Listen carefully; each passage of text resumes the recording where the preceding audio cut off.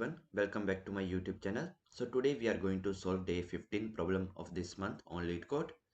Before starting, if you guys haven't subscribed my YouTube channel yet, then please go ahead and subscribe it. Now without any delay, let's get started with today's problem. Problem number 2110. Number of smooth descent periods of a stock. So in this problem, you are given an integer array prices, right? Representing the daily price history of a stock, where prices of I is the stock price on the ith day. A smooth descent period of a stock consists of one or more continuous days, right? One or more continuous days, such that the price on each day is lower than the price on the preceding day by exactly one, right? The first day of the period is exempted from this rule, and we have to return the number of smooth descent periods. So here let's see this example number 1, right? So definitely we need to calculate the individual days as well, right? Note that period with one day is a smooth descent period by the definition, right? A smooth descent period of a stock consists of one or more continuous days, right? So this 4 will be my answer, right? Individual ones, right? Now other than these individual ones, I need to find out other smooth descent periods as well, right? So here if you see 3, right? And on very next day we have 3 minus 1, 2, right?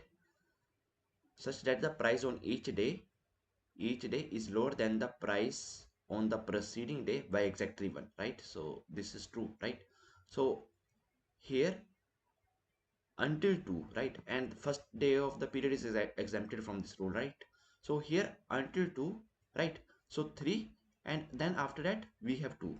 Okay, so now at this 2, tell me how many days are ending on this 2 and we get the valid result.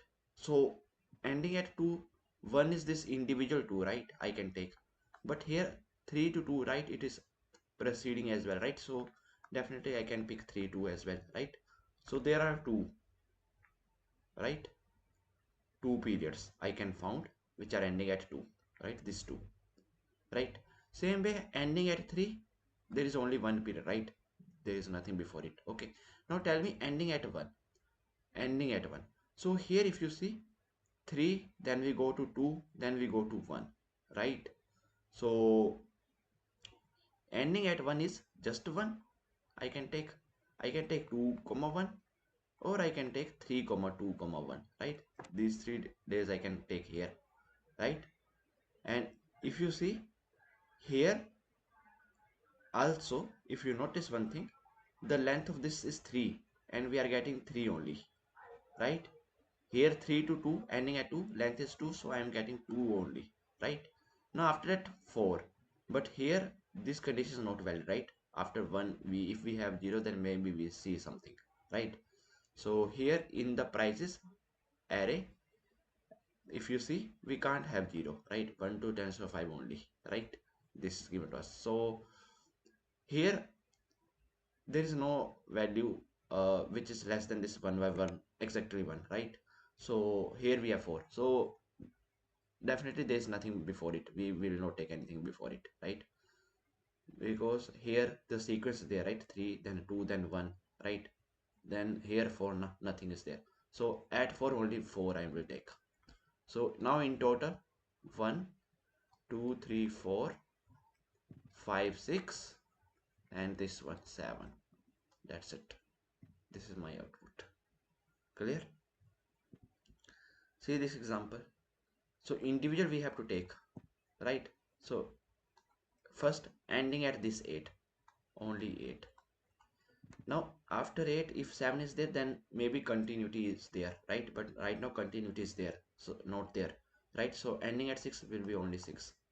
Now ending at 7 is only 7. Now ending at 7 is only 7, right? So that's it. Same way here ending at 1 is only 1. That's it. Okay, and these are the constants. Prices dot length is from 1 to 10 to the power 5, and prices of 5 values from 1 to 10 to the power 5. Okay, see here, this one more example, very simple problem actually. 5 4 3 2 1. Okay, let's see this example. Now tell me now how I'm going to solve, right? So initially do one thing here, take the answer value equal to 1, right? This is nothing but for very first day, right? First day. And take one curve value equal to 1. This is nothing but, I can say, current descent length, right? Now I'm going to run my loop starting from here. Let's say my I is here, right? So check if prices at I minus 1, right? This one, if I subtract my prices of I, right? If it comes exactly equal to 1, in that case this current descent length, right? So previously it is 1 just because of 5. Now after 5 I see one pattern, 5 to 4, right? So I will just do here curve plus plus, right? Curve plus plus. I am at this position right now. Okay, but if this is not the case, then I will just reset my curve to 1.